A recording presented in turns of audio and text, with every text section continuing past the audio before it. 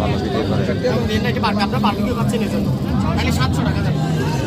এই শোনো শোনো, আচ্ছা 600 টাকা ধরেন আপু, ওইটা কত বাদ হইলো? দিছি। আর এই দুটো মিলে 350, 600 350। তাহলে এখানে 500 আর এখানে 200 1100 টাকা হবে। 1100 যেটা কইছি ওইটাই, যেটা আমরা তো রেগুলার কাস্টমার। 1100 টাকা 1100 টাকা দেন। ফ্রেশ মাল ভাই এগুলা।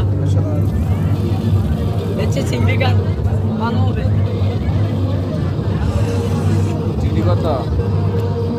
দুটো 250।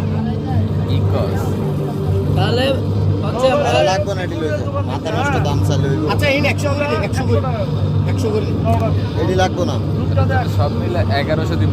কেমনে কেমনে হিসাব করছেন আপনি? এটা এগুলো কত বলছেন? 350 দুইটা কইছি না ভাই, নিছি তো এত নিছি, আপনি কমে রাখবেন না? তো নিছি আবার আইছে।